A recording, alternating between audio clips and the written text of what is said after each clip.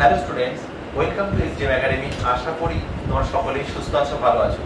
আজকে আমরা আলোচনা করছি একটা গুরুত্বপূর্ণ বিষয় বা গুরুত্বপূর্ণ টপিক, সেটা হচ্ছে 1947 সালের পর উদ্বাস্তু সমস্যা।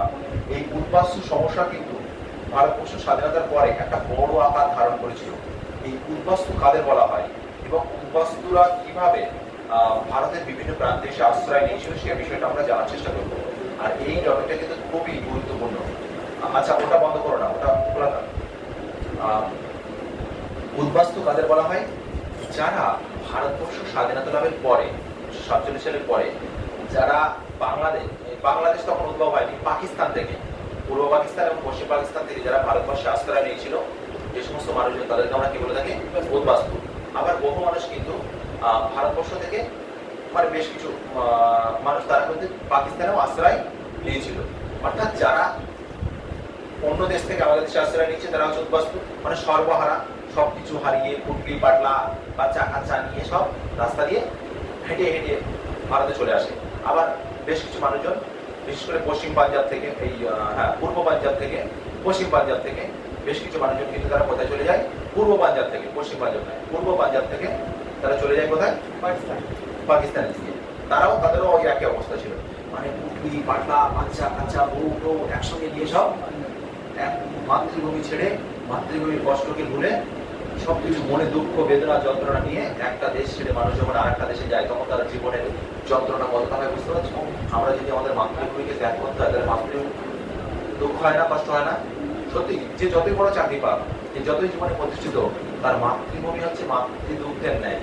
রবীন্দ্রনাথের ভাষায় যেমন মাতৃভাষা মাতৃদুগ্ধের ন্যায়, আমার তো মনে হয় মাতৃভূমি আমাদের কাছে মানে যতগুলো জায়গা, তার মধ্যে একটা অন্যতম প্রিয় জায়গা হচ্ছে আমাদের মাতৃভূমি, যেখানে আমরা জন্মগ্রহণ করেছি। তো এই উদ্বাস্তু 1947 সালের পর থেকে প্রচুর উদ্বাস্তুর উদ্ভব হয়। আচ্ছা, উদ্বাস্তু কাদের বলেছি সেটা বুঝতে পেরেছো? জীবন বলে তো। যারা ভারতের স্বাধীনতা লাভের পর যারা পূর্ব পাকিস্তান এবং পশ্চিম পাকিস্তান থেকে যারা ভারতে আশ্রয় নিয়েছিল, সবকিছু হারিয়ে, তাদেরকে বলা হয় উদ্বাস্তু। আবার বেশ কিছু মানুষজন যারা ভারত থেকে পাকিস্তানে আশ্রয় নিয়েছিল, তাদেরকে আমরা কি বলে থাকি? উদ্বাস্তু। বোঝা গেছে? এই উদ্বাস্তুদের জীবনযাত্রা দেখলে তোমাদের মানে একটা ছবি দেখাতে পারলাম। এই ছবিটা দেখতে পাচ্ছ? এটা একটা ট্রেন। এটা একটা কি? এটা একটা ট্রেন। ট্রেনটা দেখো, এটা দেখো, এখানে লেখা আছে 1947 সালে দেশ ত্যাগের সময় ট্রেনে মানুষের ভিড়। মানে একটা ট্রেন যাচ্ছে, সেই ট্রেনের মাথায় মানে যেখানে জায়গা ছিল, দেখতে পাচ্ছ, মানে মানুষজন মানে কি বলবো, ঘড়ি মড়ি যেগুলো সে করে মানে যেমন ভাবে যেতে পারলেই হয়। এটা হচ্ছে সেই সময়কার। আবার সব মানুষ তো ট্রেনে উঠতে পারেনি, ঠিক আছে? বহু মানুষ হয়তো তার বাচ্চাকে কোলে বেঁধে নিয়েছে, সামনে একটা বেঁধে নিয়েছে, মাথায় পুটলি পাটলা, তার যে সব থেকে কাছের যেগুলো জিনিসপত্র, সেসব নিয়ে মানুষ হাঁটতে ভারত থেকে এই বাংলাদেশ, এই পাকিস্তান থেকে ভারতে চলে এসেছে। আবার বেশ কিছু মানুষজন যারা ভারত থেকে পাকিস্তানে চলে গেছে। তারপরে সেই যে মানে কাহিনীটা বুঝতে পারছো, কত কষ্ট তাদের জীবনে, সবকিছু হারিয়ে, ঘর বাড়ি সবকিছু হারিয়ে তারা উদ্বাস্তুতে পরিণত হয়। এই উদ্বাস্তু সমস্যার সমাধানের জন্য ভারত সরকার বেশ কিছু পরিকল্পনা নিয়েছিল। দেখো, 1947 সালে দেশভাগের ফলে দাঙ্গা, লুটপাট, ধর্ষণ, অগ্নিসংযোগ, সাম্প্রদায়িক নির্যাতন প্রভৃতির শিকার হয়ে ভারত ও পাকিস্তানের বিপুল সংখ্যার মানুষ নিজেদের ভিটে মাটি ছাড়তে বাধ্য হয়। তারা এক দেশ ছেড়ে অপর দেশে চলে গেছিল। আমাদের এই যে বারাসাত, কল্যাণী, নদিয়া, বনগাঁ, এই সমস্ত অঞ্চলে কিন্তু প্রচুর উদ্বাস্তু আছে। জানো তো এটা? এই যে যেখানে দেখবে যে কলোনি বলে না, কলোনি, ওই কলোনিতে কিন্তু উদ্বাস্তুদেরই বসবাস বেশি।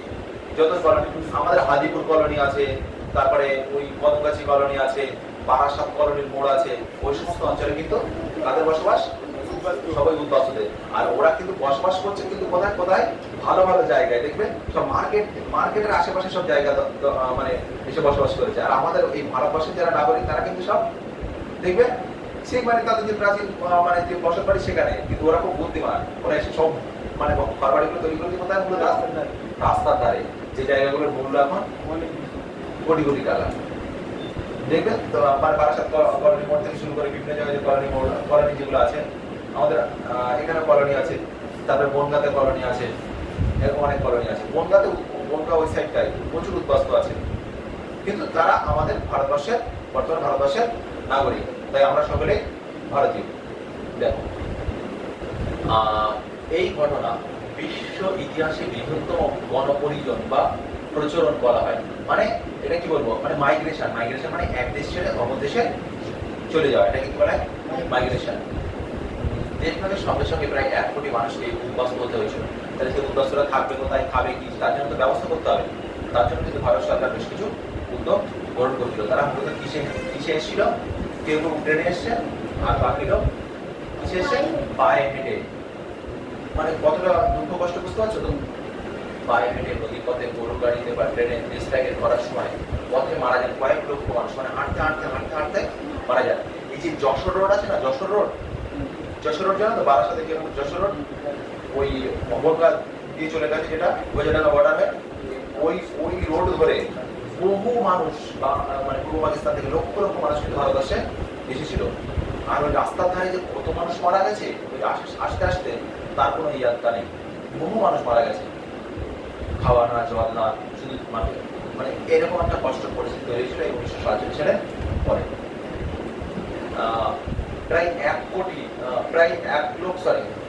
কোটি নারী এই সময় ধর্ষিত হন বলে, প্রায় 1 লক্ষ নারী ধর্ষিত হন বলে অনেকে মনে করেন। ফলে অন্তত 50,000-এর অবৈধ শিশু জন্মগ্রহণ করে। মানে বুঝতে পেরেছো তোমরা নিশ্চয়ই? মানে নারী ধর্ষিত হবে, অবৈধ শিশু জন্ম, মানে তার অবৈধ শিশু জন্ম লাভ করবে। ফলে অন্তত পূর্ব পাকিস্তানের অর্থাৎ পূর্ববঙ্গের বিপুল সংখ্যালঘু হিন্দু, বৌদ্ধ নিজেদের জীবন ও ধর্ম রক্ষার তাগিদে পশ্চিমবঙ্গ, আসাম, ত্রিপুরা প্রভৃতি রাজ্যে আশ্রয় নেয়। মানে আমাদের পশ্চিমবঙ্গে কিন্তু প্রচুর উদ্বাস্তু আছে, আসামে আছে, ত্রিপুরাতে আছে। বোঝা গেছে এটা কি বলেছি? তাহলে উদ্বাস্তু কাদের বলা হয়, মোটামুটি কনসেপ্ট ক্লিয়ার। আর এই উদ্বাস্তুদের ঢেউ আসতে পড়েছিল মূলত পশ্চিমবঙ্গে। কোথায়? পশ্চিমবঙ্গ আর আসামে। পূর্বাঞ্চলেও কিন্তু এই উদ্বাস্তুদেরও প্রচুর পরিমাণে উদ্বাস্তু রয়েছে। তাহলে সদ্য স্বাধীনতা প্রাপ্ত ভারতবর্ষের পক্ষে এই উদ্বাস্তু সমস্যার সমাধান